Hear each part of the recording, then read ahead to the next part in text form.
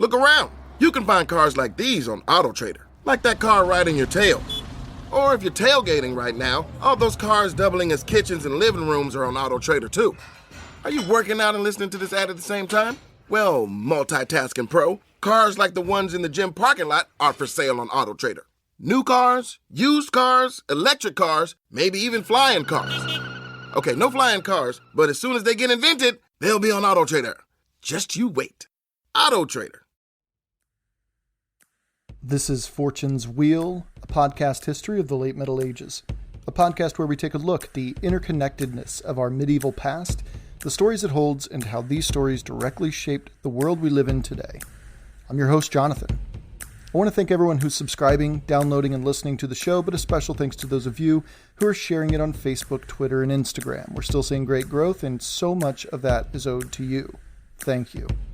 And don't forget to follow the link in the show notes to our new website, where you will get a regularly updated hub of episodes, blog posts, and links to various podcasting services and our Patreon page. This is our 13th episode of our third season of the podcast, a season focusing predominantly on the chaos that erupted following the death of Canute the Great. And I'm giving you a fair warning now, we cover a lot in this one, so buckle up, because unbeknownst to just about every single soul at the time, the steady beat of drums have started just out of earshot during the decade leading up to 1066. I'm excited about the end of this season of the podcast, so let's get to it already. Today's episode, episode 47, is entitled The Distant Beat of Drums. I hope you enjoy the show. The year is 1016, and the King of Sweden wasn't exactly indifferent to the successful invasion of his ally, the brash young son of Sweyn Forkbeard. Ah yes, Sweyn Forkbeard and King Olaf go back many years as they joined forces and were at the vanguard of the epic sea battle that saw to the end of the Norse legend and king, Olaf Tryggvason.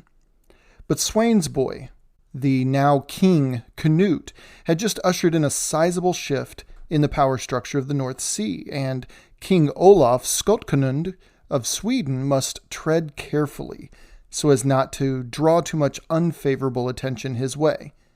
Though Olaf and Canute shared a mother, brotherhood in the 11th century, it only went so far. Canute was already establishing his grip on England and setting his sights on Norway next. So he was put in quite a predicament when, nearing the end of the year, he received a curious gift from King Canute with strict orders to, well, do something with it, quickly and quietly. And he wasn't to play coy here. He knew exactly what it was that he was to do with this package.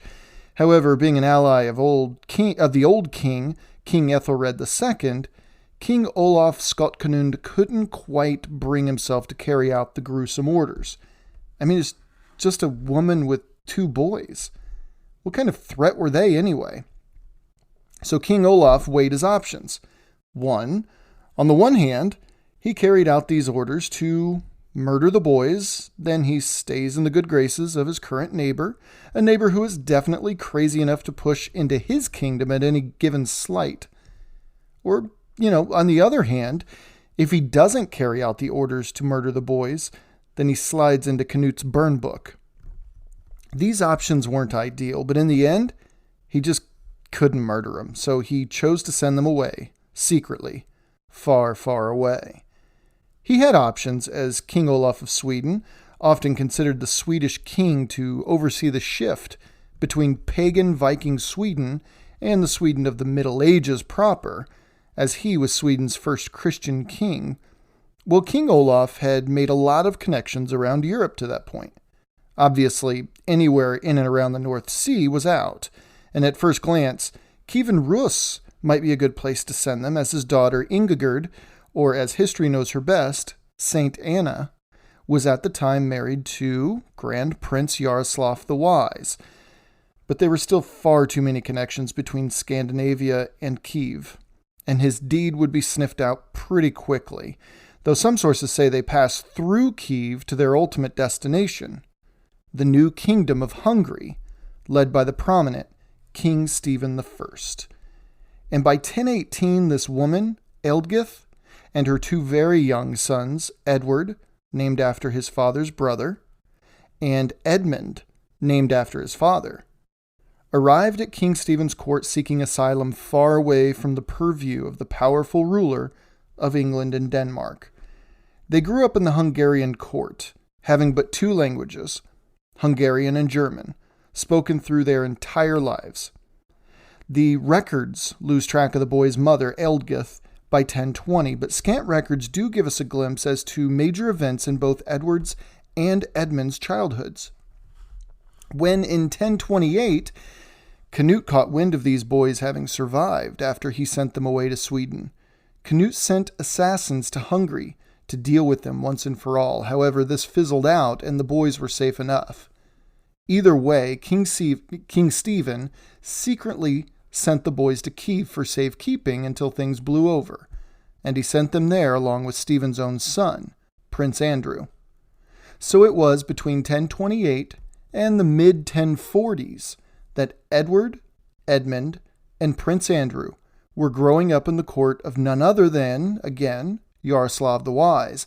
And if you're playing along at home, you'll remember that this was the period of time that the young legend-to-be Harold Sigurdsson, or as we learned last week, the future Harold Hardrada, would spend a few years in exile himself before moving on to take on the politics, war, and intrigue of Constantinople.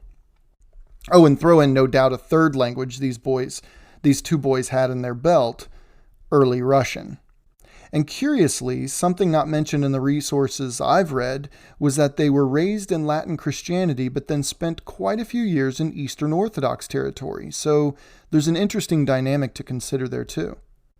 By the early 1040s, the eldest boy, Edward, no longer a boy, mind you, had risen to a fair degree of prominence in the eyes of the Hungarian court and was seen as a source of prominence throughout his birthright. However, his little brother Edmund had apparently done himself no favors and ended up racking up debts and bad decisions, ousting him from any good favor in Hungary. But in 1046, with King Stephen dead 7 years already, and the Kingdom of Hungary in a bit of unrest, Prince Andrew decided to raise a force and take the kingdom back. As the son of Stephen, he was the rightful heir. And who rode into battle with him on his successful bid to regain his family's prestige and royal title? Edward and Edmund, of course, as they had grown close to Andrew in the preceding years. For his efforts, Edward received his own castle, which naturally came with its own tsunami of benefits, including a wife. Her name was Agatha, and unfortunately just about nothing is known of her, so it's pure speculation when you hear of any parentage attributed to her. But we can safely assume that Agatha was most likely a daughter of either Hungarian nobility or, as Hungary was a vassal of the Holy Roman Emperor, she could have also been directly related to German nobility, or even the emperor himself. We just don't know for sure, but there's a good chance one of those was the truth.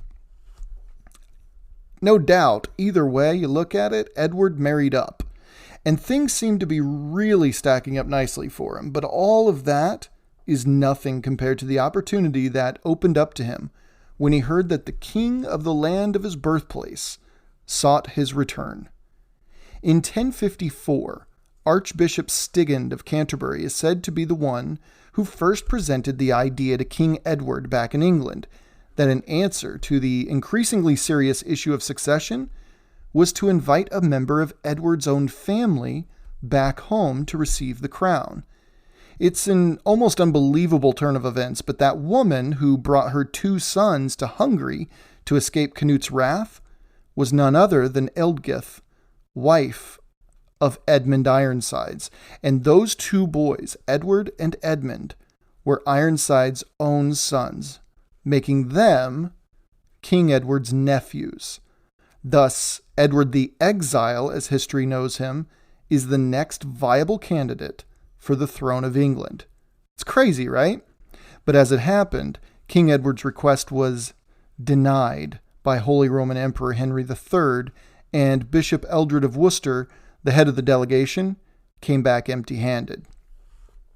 But let's pause this narrative about Edward the Exile for a moment, because something happens in 1055 that is absolutely crucial to the overall story here. So in 1054, Earl Siward of Northumbria is said to have pushed his way into the chaos of Scotland as far as King Macbeth's homeland of Moray, the notorious highlands that have given generations of potential conquerors absolute fits. But he was on a bid, apparently backed by King Edward at that, to depose of this Macbeth and install the former king's eldest son, Malcolm Canmore, onto the throne. This might seem familiar to us. But again, Scotland's a tough place to invade, and Earl Siward learned this firsthand. Siward's forces, though having made many inroads, were ultimately turned back by 1055. Siward's invasion was pretty much a dismal failure in the end. In that same year, Leofric of Mercia would be the sole earl of Canute's three most powerful earls. Godwin died in 1053, and now Siward, having succumbed to dysentery, died in 1055. Malcolm Canmore wouldn't give up his bid for the throne of Scotland, but he would have to do it without Siward now, or even his family in general. See, Siward left an heir named Waltheof, but Waltheof was not even a teenager yet, and thus an unacceptable nominee for the earldom. Earl Harold of Wessex was ready to pounce at this opportunity, but remember, Queen Edith is back in the bedroom now, and she's bound and determined, after her husband's despicable behavior toward her recently, remember sending her to a nunnery and all, to elevate as many of her kin as she could to suffocate Edward's power in the kingdom. At least that's my take anyway.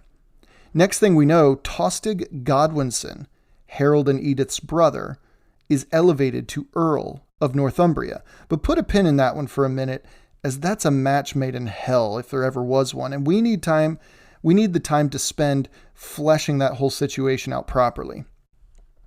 But in those proceedings where Tostig was elevated to a major earldom, another event unfolded that is shrouded in a bit of mystery. See, Earl Elfgar of East Anglia, who was exiled once already but earned his way back and took over Harold Godwinson's old earldom when Wessex opened up, well, Elfgar had established his seniority in the pecking order of English nobility. Elfgar, to be blunt about it, felt he deserved the much more prosperous and prominent Northumbria. And he sure let King Edward know, at least that's our best guess, because the E-Chronicle of the Anglo-Saxon Chronicles actually says he was charged with treason by the king. The next thing we know, another English earl was exiled. That's right, Edward exiled Elfgar. And you'd think Edward would have learned by now that exiled earls, well, never really stayed exiled. Elfgar didn't disappoint either. Elfgar, like Harold, went to Dublin. And Elfgar, like Harold, mustered up himself a band of 18 ships full of Viking and Irish mercenaries. And he went where Elfgar was needed most. Wales, of course. See, King Gruffydd ap Llywelyn was making his move on his namesake to the south, King Gruffydd ap Rhydderch of South Wales. And it appears that Elfgar shows up in Wales right around the time two major things happen there. King Gruffydd ap Llywelyn of Deheubarth defeats and kills King Gruffydd ap Rhydderch, and King Gruffydd, now the king of all Wales, the first of its kind, mind you, defeated Earl Ralph's forces, causing him to turn tail and escape, and earning him the sobering nickname Ralph the Timid, which is never a good look for an earl. This defeat of Earl Ralph resulted in something else, though: the absolute destruction of the town of Hereford. So yeah, Elfgar most definitely had his hands dirty there in all that. But King Gruffydd wasn't quite done yet, riding a wave of confidence after his consolidation of Wales, and subsequently neither was Elfgar, because we hear word that Earl Harold Godwinson received his first major command to deal with the ongoing Welsh problem. Now, in the past, Harold Godwinson had seen decent success against King Gruffydd, but things had changed in recent years, and the Welsh were no longer a pest to be swatted away from time to time. They, under the leadership of King Gruffydd ap Llywelyn were serious contenders on the island now. And Harold's forces, well, they were forced to hang back and wait them out. What do I mean by wait them out? Well, see, Welsh customs dictated the terms in which a king can summon his army for like 6 weeks total or something like that. And that king who called the levies had to pay for everything too, which several weeks into this campaign to take South Wales and then invade England, well, it was starting to get a little expensive. But King Gruffydd was having an epic staring contest with Harold Godwinson, and with tensions rising in Northumbria, Harold blinked first. They met at Billingsley, hammered out a deal that made Earl Harold and King Edward look like absolute chumps, and then they parted ways. Another part of the treaty, besides Wales gaining land out of the deal, was Elfgar was readmitted to the kingdom, forgiven of all crimes against the king, and even given back the title of Earl of East Anglia, ousting Gurth Godwinson, who had supposedly taken his place during Elfgar's exile. I know, it's getting a little confusing. On February 10th, 1056, the Bishop of Hereford, most likely from a cocktail of injury, emotional heartache at watching his church burnt to ashes by the Welsh, and then stress, well, he died. And he was replaced by a peculiar choice of bishop, a man by the name of Leofgar. Leofgar was interesting because he was stern and militant, even sporting the mustache worn by soldiers in the 11th century. It's worth noting that many monks and bishops in those days kept their faces clean-shaven or bearded, but not simply trimmed down to a mustache alone. A mustache meant a man of war, essentially. Leofgar was also the personal chaplain of Earl Harold Godwinson, so he was trusted with rebuilding the church and even defending his new homeland and surrounding territory. Well, it didn't take long for Leofgar to play out his role in the border wars, even though the role he played out was hardly what Harold and Edward had imagined for the bishop. Bishop Leofgar procured the support of the local sheriff, who then helped rally a small force around Herefordshire to raid Wales, thus breaking the tenuous peace there. Most likely, Leofgar was looking to take back Archenfield, a region the Welsh just took. Well, Leofgar failed. Like, badly failed. The sheriff died, and Leofgar himself died, and only a few actually made it back home. Gruffydd's men seemed to have had a little fun. But Leofgar's failed invasion, as sad and pathetic as it was, forced Harold Godwinson to meet with King Gruffydd again and renegotiate a new peace. Good news this time, King Gruffydd acknowledged King Edward as his overlord. However, King Edward was forced to finally recognize Wales as a unified kingdom. So Wales, not good for England at this point, but at least the powerful King Gruffydd is on the other side of Offa's Dyke, dealing with a new kingdom of his own. So it's time for King Edward to get back to that whole finding an heir thing. And news that a new emperor just took over down on the continent, which means King Edward had another shot at Edward the Exile. Earl Harold Godwinson, though having just taken a bit of a drumming in the peace negotiations with Elfgar's ally, King Gruffydd of Wales, Harold was seeking a W here. So in 1056, it's said that Harold traveled to the Kingdom of Germany to meet with the new emperor. This meeting seemed to be much more successful, complete with rumors that Harold Godwinson even accompanied Pope Victor I to Rome, earning him major brownie points on the mainland for sure. It also earned him a return trip by way of Hungary, where a certain nephew of King Edward's was living, again, as a Hungarian nobleman of Anglo-Saxon descent. But it's worth noting here that there were whispers that Edward the Exile wasn't exactly jumping up and down to return to England. In fact, Harold Godwinson's trip to Rome might have simply been a way of making himself useful and subsequently making more connections on the continent, while he awaited word as to Edward the Exile's decision. Think about it. This guy was a baby when his mother arrived at King Stephen's court. He was, by every single relevant measure, Hungarian. This man was being asked to leave behind the only home he'd ever actually known, so that What? He can return to a place that means next to nothing to him? A place that ignored him for 4 decades? A place that only cares about him because they happen to need a warm body of the line of Alfred? Really? What's in it for him? Either way, as it happened, Earl Harold received word that a quick stop off in modern-day Bavaria, where this son of Edmund Ironsides lived, was required. The exile was coming home. And almost heroically, Harold Godwinson arrived in London in either July or August of 1057 with the long-lost son of Ironsides, a man who'd already solidified himself in the lore and legend of Anglo-Saxon England a mere 40 years after his death. Young Edward and his family, having no clue as to what these strange northerners were even saying all around him, were no doubt put up pretty nicely and most likely lavishly welcomed, giving them a bit of relaxation before meeting King Edward. And just prior to this meeting, it turns out that Edward, the former exile, died within days of his arrival in England. Word had spread throughout England of the exile's return, however, just as England rejoiced in the solution to the king's succession crisis seemed to have arrived, a collective ugh swept the kingdom. But wait, didn't the exile have a son of his own? Of course, young Edgar would be ready for the crown in 10 years' time, and there was even talk that should King Edward die before then, technically the next in line was actually Earl Ralph of Herefordshire, which would be a boon to old Count Eustache back in Boulogne. I mean, Ralph was known as the Timid by this time, which didn't instill confidence among the nobility. And Ralph of Mantes wasn't even of the House of Wessex, but he was still viable as an outside plug until Edgar could take the reins.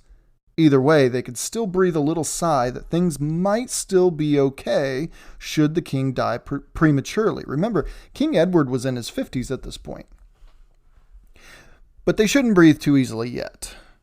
So Edward the Exile died in August-ish of 1057, right?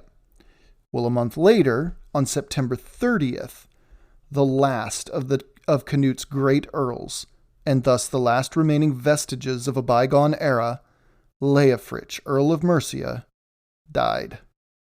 The aftermath of this was fairly straightforward. Leofric's son, the recently exiled and returned Earl Elfgar of East Anglia, took over his father's earldom of Mercia, which opened up East Anglia for Gurth Godwinson to reassume that earldom. But 1057 wasn't finished with England quite yet either.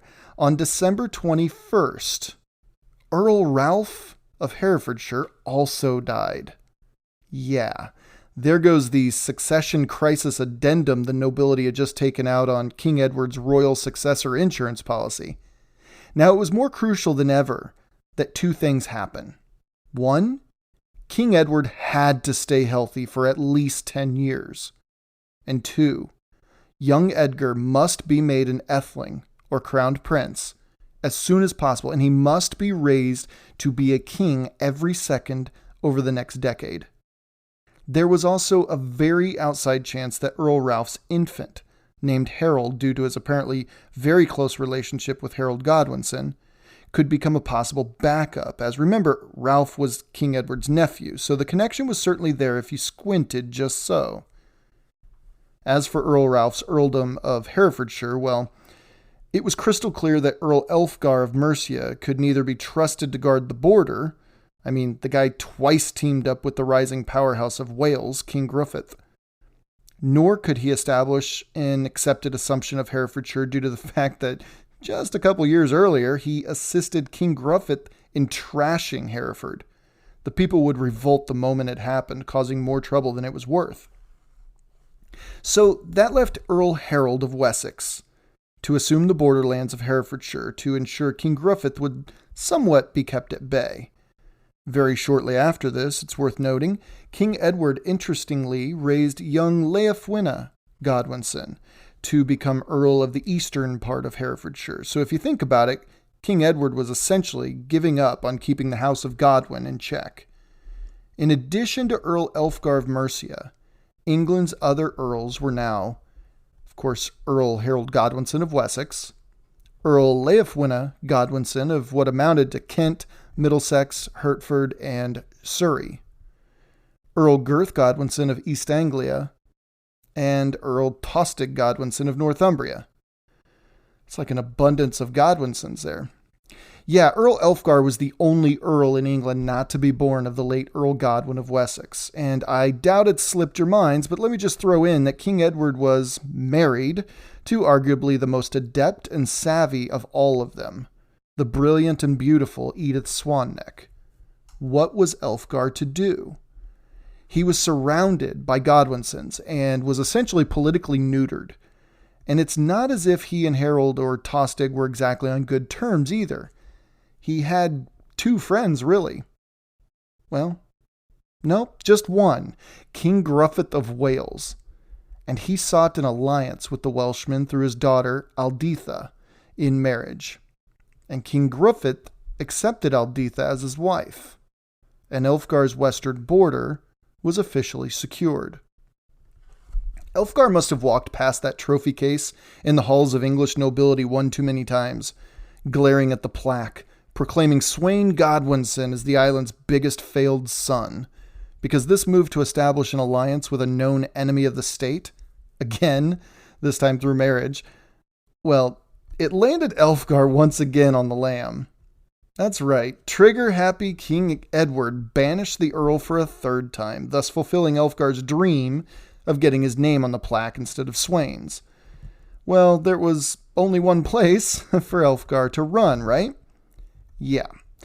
And as he entered King Gruffydd's court, word came of a Norse fleet taking a tour of the Scottish, Irish, Welsh, and English coastlines along the Irish Sea, led by a young man named Magnus.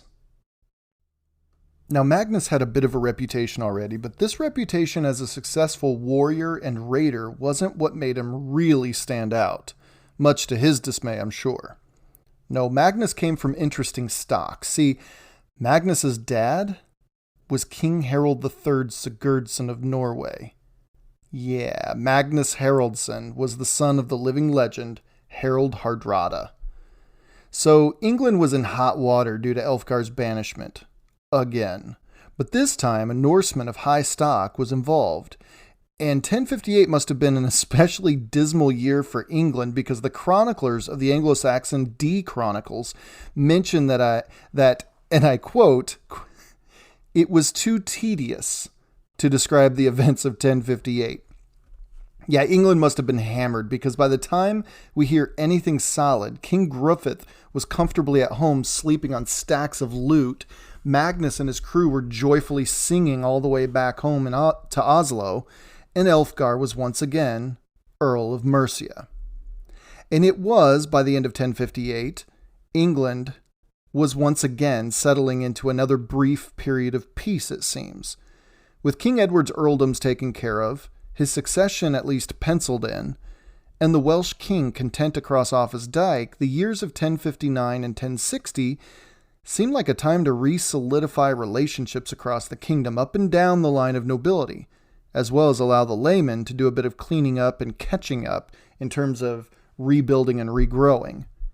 Harold Godwinson threw a kegger for the centuries during a church dedication in May of 1060, and we know how Anglo-Saxons like to party. And the earls were free to leave the battlefield to do some earling, like serving in shire courts and dining with local nobles whom they may not have had the chance to meet and establish a connection with due to the near constant upheaval and recent jostlings of earldoms. Heck, Earls Tostig and Gurth were able to slip away and accompany Eldred, the new Archbishop of York, to Rome to receive his pallium, and the only bit of commotion to happen while they were away was King Malcolm III of Scotland. Well, he did a bit of invading and raiding in Umbria, but he very quickly withdrew when word of Tostig's return to England reached his ears. Did you catch that? King Malcolm III of Scotland. Yeah, so records are scarce, which is why I chose to introduce it this way. There's a whole lot of inferring when determining the exact course of events which led to Malcolm Canmore becoming King Malcolm III of Scotland. But here's what I understand to be widely accepted as true. Abbot Crinan of Dunkeld organized and rode at the head of a rebellion against King Macbeth in 1054, but it was a failed attempt. That same year, Lord Macduff of Fife, an enormously wealthy and influential Scottish clan leader, joined up with Malcolm Canmore, who had already been riding with Earl Siward of Northumbria, if you remember. And they defeated Macbeth's forces at Dunsinane Hill, a battle later remembered as the Battle of the Seven Sleepers. This was also the battle which saw the death of Siward's eldest son and heir, Osborne. After 2 more years of chasing Macbeth in and out of the veritable fortress that was Murray, punctuated by small skirmishes here and there, and without Earl Siward, mind you, remember he died, Malcolm and Macduff finally met Macbeth on the battlefield again in 1057 in Aberdeenshire, where Malcolm supposedly killed Macbeth with his own hands, though some sources say it was Macduff.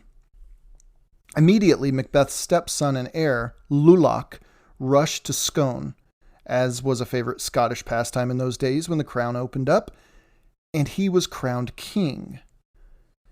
Wrapping it up here, on April 23rd, 1058, with a little bit of tomfoolery, it seems that Malcolm Canmore killed King Lulach in Aberdeenshire. Within days, Malcolm Canmore, son of the king slain by Macbeth 2 decades earlier, was crowned King of Scotland. Now, what's going on in Scotland does directly affect with what's happening to the south, which is why Edward, back many years earlier, threw his support behind Malcolm Canmore. Why would Edward care so much about who was in charge of Scotland? Well, that's actually a very appropriate question here because, to be honest, it didn't exactly matter to Edward who was in charge, so long as whoever was in charge wasn't allowed to settle in and get his house in order. Macbeth murdered the previous king, Malcolm's father, King Duncan I, right? If Duncan had been without an heir, well, Macbeth might have done exactly what Edward feared, which would give him the elbow room to, maybe start pestering those around him, like, say, Earl Siward of Northumbria. This could destabilize England's northern border, which is never good. So Malcolm Canmore it was, and it was a good bet for a while, actually, as Macbeth was far too busy trying to capture and murder Malcolm and his little brother Donald, instead of pestering his neighbors. However, as we'll see in the upcoming seasons of the podcast, though Malcolm III ushered in a stable-ish 35-year reign, he would actually become quite the thorn in England's side. So, back to it, as England welcomed in a new decade, the 1060s, things seemed to go off the rails right away, and not in an altogether bad way for them. For starters, Elfgar, the man who had given his king and his kingdom so many fits in recent years, died. Yeah, no one really knows when, because, well, it just wasn't recorded for some reason. You'd think it would be, but, a figure like him, an earl no less, would give a little shout out in the annals. I mean, they even gave the tyrannical frat boy Harthacnut a few sentences. But Elfgar, he didn't get it. No love for Elfgar in the chronicles. We know he was alive in 1058, and Mercia had a new earl by 1065. But historians widely accept 1061 to 62 as the most likely period that he died. And here's why. Christmas of 1062 was when the records say that Earl Harold Godwinson led a furious raid into northern Wales at a fortified town called Rhuddlan. And with the tight bond through marriage between Earl Elfgar and King Gruffydd, well, England and Wales pretty much left each other alone for the last few years. So the fact that Earl Harold did lead a raid into Wales is proof that Elfgar had most likely been dead by Christmas of 1062. Otherwise, Elfgar would most definitely have retaliated. Regardless, this risky ride over 100 miles into Wales territory resulted in Rhuddlan being decimated and King Gruffydd fleeing. Over the next year, Harold switched from quick, devastating cavalry attacks to naval raids along the coastlines of Wales, while his little brother Tostig harassed the Welsh by land. Each time Harold and Tostig thought they had King Gruffydd dead to rights, the Welsh king slipped away. Eventually, though, King Gruffydd and his warriors retreated to the treacherous hills and mountains of Snowdonia, where, in a fit of distrust by his own men who, with the apparent death of Elfgar, well, they saw the writing on the wall. As far as these Welshmen were concerned, without Elfgar's insurance across the border, King Gruffydd had caused England so many problems that Harold Godwinson's surprise raid might just be the tip of the English spear, and that Harold's and Tostig's constant harassment might be the new norm. It seemed endless, unrelenting. One man named Kinnan, son of Iago, hedged his bets and chopped Gruffydd's head off, and then delivered it in person to Harold Godwinson as a peace offering. By late August of 1063, Gruffydd's severed head was on display in King Edward's court. Earl Harold Godwinson had received widespread popularity across the kingdom for quelling the first king of all Wales, which is no small matter, mind you. I hope no one underestimates King Gruffydd's accomplishments, as Wales was hardly an easy place to bring under one roof in the 11th century. And finally, England could take a deep breath. Also, by late 1063, King Edward most likely raised Elfgar's eldest son, Edwin, to the rank of Earl of Mercia. So the pieces are almost set for the culmination of King Edward's reign, and I'm not even going to sit here and tell you that I'm not excited to tell you how it plays out. I mean, it's 1063, and we've seen Harold Godwinson's rise to the pinnacle of English nobility. We've learned about the serious concerns with Edward's succession, and how every Englishman is praying that Edward can hold out until at least 1067, when the child of an exiled son of an Anglo-Saxon legend will be old enough to wear the crown. And we've watched the likes of William the Bastard and Harold Hardrada have consolidated their powers and become the top dogs of their domains. We have just one more chapter in this season's narrative to detail before we get to the clash that will define England's shift, as many historians describe it, out of the Dark Ages and into the High Middle Ages. And it's worth reflecting that King Edward's reign has been, let's be honest here, less about King Edward and more about the Godwin family. So it's fitting that the last chapter should revolve around one from that family. And it's about this time that if we all close our eyes and open our ears and listen really hard, that we can start to hear a faint, phantom pounding of things to come, echoing our way. The distant beat of drums of something just beyond earshot, and just beyond anything that could even be fathomed by the people of the early 1060s.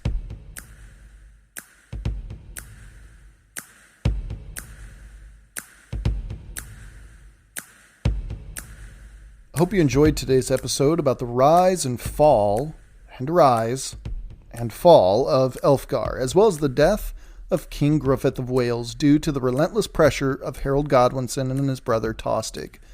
Oh, and let's not forget about Edward the Exile's journey back to England, and how it would actually be his son, Edgar, to be groomed for the crown. Please keep sharing the show on your favorite podcasting service, and please don't forget to contact the show at fortuneswheelpodcast@gmail.com with topic suggestions, questions, concerns, and even corrections. The link to the new website is up and running, so head over there for the updated episodes and blogs and news and all that too. Also, please consider supporting the show on Patreon or Anchor, or even just heading over to Apple Podcasts and leaving a 5-star review. It goes a long way. Next week, again, we take a look at rough and tumble Northumbria and its embattled Earl, Tostig Godwinson. You know, you can tell a lot about a person by how they spend their time, and I want to thank you for spending your time learning about our shared past here on Fortune's Wheel Podcast. Until next time.